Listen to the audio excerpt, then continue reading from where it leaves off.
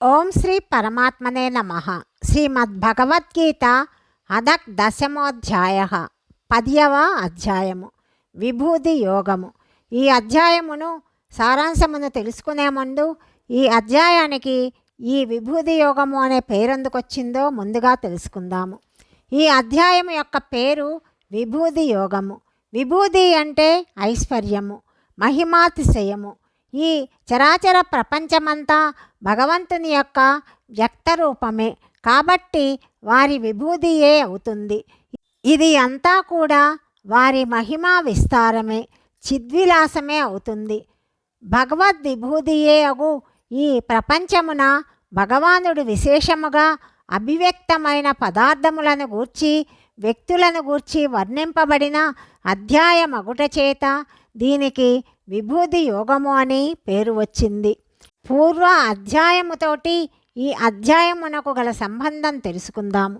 7వ అధ్యాయములో, 8వ అధ్యాయములో, 9వ అధ్యాయములో అక్కడక్కడ సంక్షేపముగా భగవానుడు తన విభూతులను గూర్చి తెలియజేశారు. భక్తుల యొక్క ఉపాసనా సౌకర్యార్థము ఇప్పుడు తన విభూతులను విశదముగా వర్ణించాలనుకొని భగవానుడి అధ్యాయమును ప్రారంభిస్తున్నాడు. అట్టి భగవద్విభూతుల యొక్క జ్ఞానముచే సర్వత్రా ఈశ్వర దృష్టి అలవడుతుంది. అప్పుడు భక్తి చక్కగా అభివృద్ధి పొంది క్రిందటి అధ్యాయము యొక్క చివర చెప్పబడిన మన్మనాభవ మద్భక్తో అను బ్రహ్మాభ్యాసము చక్కగా కార్యాన్వితము అవుతుంది. అట్టి నిరంతరాత్మ దృష్టి కోసమే భగవద్విభూతిని గూర్చిన విజ్ఞానము సహాయకారిగా ఉండగలదు. అందుకే ఈ విభూది యోగము ప్రారంభించబడుతున్నది. పూర్వము తాను చెప్పిన విభూది సంబంధములైన వచనములనే మరలా ఇప్పుడు విస్తృతముగా చెప్తున్నానని భగవానుడు చెప్తున్నాడు. ఇప్పుడు ఈ అధ్యాయం యొక్క శ్లోక సారాంశమును తెలుసుకుందాము. శ్రీ భగవానుడు చెప్తున్నాడు, హే మహాబాహో, నీవు నా మీద ప్రేమ గలవాడివి కాబట్టి నీ మేలు కోరి నేను మరలా చెప్పుతున్న వచనములను వినుము. అవి ఎంతో గోప్యములు, మహిమాన్వితములు.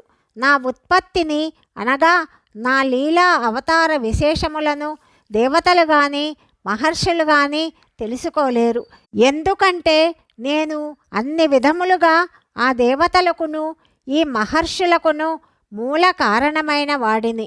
నన్ను యథార్థముగా జన్మరహితునిగా అనాది అయిన వానిగా సకల లోక మహేశ్వరునిగా తెలుసుకొనివాడు మానవులలో జ్ఞాని.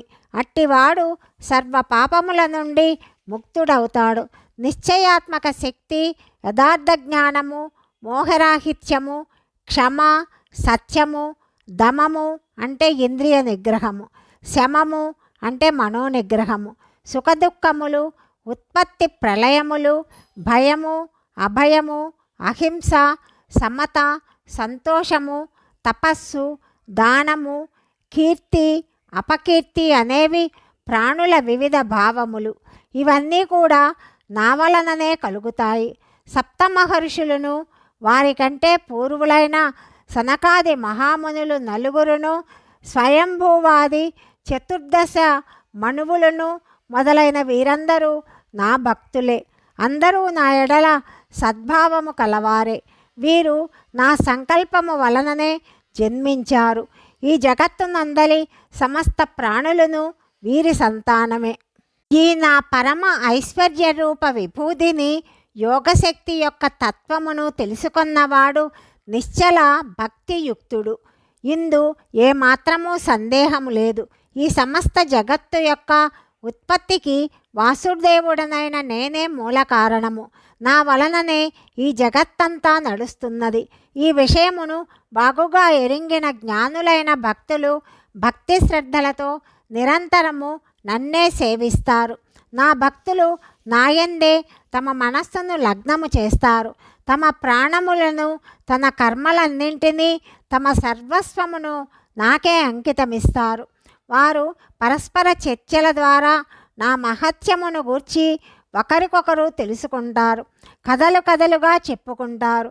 నిరంతరము సంతుష్టులవుతుంటారు. ఇంకా వారు సంతతము నాయందే రమిస్తూ ఉంటారు. ఈ విధముగా నిరంతరము ధ్యానాదుల ద్వారా నాయందే లగ్నమనస్కులై భక్తి శ్రద్ధలతో నన్నే భజించు వారికి నేను బుద్ధియోగమును అనగా తత్వజ్ఞాన రూప యోగమును ప్రసాదిస్తాను. దాని ద్వారా వారు నన్నే పొందుతారు. ఓ అర్జున, వారి అంతఃకరణములయందు స్థితుడనై ఉన్న నేను వారిని అనుగ్రహించటానికి తేజోమయమైన తత్వజ్ఞాన రూప దీపమును, జ్యోతిని అంటే దీపమును వెలిగించి వారి అజ్ఞాన అంధకారములను పారద్రోలుతాను. అర్జునుడు అడుగుతున్నాడు, నీవు పరబ్రహ్మవు, పరంధాముడవు, పరమ పవిత్రుడవు. మహర్షులు నిన్ను సనాతనుడని, దివ్య పురుషుడని, దేవదేవుడని, జన్మరహితుడవని, సర్వవ్యాపివని ప్రస్తుతిస్తారు. దేవర్షి నారదుడు, అసితుడు, దేవలుడు, వ్యాసమహర్షియు స్తుతిస్తారు. నీవు కూడా నాకు ఆ విధముగానే చెప్తున్నావు. ఓ కేశవ, నీవు చెప్పేది అంతా సత్యమే. హే భగవాన్, నీ లీలామయ స్వరూపమును దేవతలు కానీ దానములు కానీ తెలుసుకోలేరు. ఓ జగత్తుత్పత్తికారక, ఓ సర్వభూతేశ, ఓ దేవాదిదేవ, ఓ జగన్నాథ, ఓ పురుషోత్తమ, నీ తత్వమును నీవే స్వయముగా ఎరుగుదువు. సమస్త లోకములయందు నీ దివ్య విభూతుల ద్వారా వ్యాపించి స్థితుడవై ఉన్నావు. మహామహితములైన ఆ దివ్య విభూతులను సంపూర్ణముగా తెలుపటానికి నీవే సమర్థుడవు. ఓ యోగీశ్వర, నిరంతరము చింతన చేస్తూ నిన్ను ఏ విధముగా తెలుసుకోగలను? హే భగవాన్, ఏ ఏ భావములతో నా ద్వారా చింతన చేయదగిన వాడవు? నిన్ను నేను ఏ విధముగా చింతన చెయ్యాలి? ఓ జనార్దన, నీ యోగశక్తిని గూర్చియు నీ విభూది వైభవములను గురించియు విస్తృతముగా ఇంకా చెప్పండి. ఎందుకంటే నీ అమృతమయ వచనములను ఎంత విన్నా తనివియే తీరదు. శ్రీ భగవాను చెప్తున్నాడు, ఓ అర్జున, నీవు చక్కగా పలికావు. నా దివ్య విభూతుల విస్తృతికి అంటే వ్యాప్తికి అంతమే లేదు. వాటిలో ప్రధానమైన వాటిని కొన్నింటిని మాత్రము నీకు నేను తెలుపుతున్నాను. ఓ అర్జున, సమస్త ప్రాణుల హృదయమునందున్న ఆత్మను నేనే. సకల భూతముల ఆదియు మధ్యస్థితియు అంతము నేనే. ప్రాణుల యొక్క సృష్టి స్థితి లయములకు కారణము కూడా నేనే. అతిథి యొక్క ద్వాదశ పుత్రులైన ఆదిత్యులలో విష్ణువును నేను. జ్యోతిర్మయ స్వరూపులలో నేను సూర్యుడను. 49 మంది వాయుదేవతలలోని తేజమును నేను. నక్షత్రాధిపతి అయిన చంద్రుడును నేను. వేదములలో నేను సామవేదమును. దేవతలలో ఇంద్రుడును నేనే. ఇంద్రియములలో నేను మనస్సును. ప్రాణులలో చైతన్యమును నేనే అంటే ప్రాణశక్తిని. ఏకాదశ రుద్రులలో శంకరుడను. యక్ష రాక్షసులలో ధనాధిపతి అయిన కుబేరుడను నేనే. అష్టవసువులలో అగ్నిని నేను. పర్వతములలో సుమేరు పర్వతమును నేను. పార్థ, పురోహితులలో ముఖ్యుడైన బృహస్పతిని నేనే. సేనాపతులలో కుమారస్వామిని నేను. జలాశయములలో నేను సాగరుడను. మహర్షులలో భృగువును నేను. శబ్దములలో ఏకాక్షరమును అనగా ఓంకారమును నేను. యజ్ఞములయందు జపయజ్ఞమును నేను. స్థావరములలో హిమాలయమును నేను. వృక్షములలో నేను అస్పర్ధమును అంటే రావి చెట్టును. దేవర్షులలో నారదుడను నేను. గంధర్వులలో నేను చిత్రరథుడను. సిద్ధులలో నేను కపిలమునిని. అశ్వములలో పాల సముద్రము నుండి అమృతముతో పుట్టిన ఉచ్చైశ్రవమును నేను. భద్రగజములలో ఐరావతమును నేను. మనుష్యులలో ప్రభువును నేను. ఆయుధములలో వజ్రాయుధమును నేను. పాడి ఆవులలో కామధేనువును నేను. శాస్త్రవిహిత రీతిలో సంతానోత్పత్తికి కారణమైన మన్మధుడను నేను. సర్పములలో వాసుకిని నేను.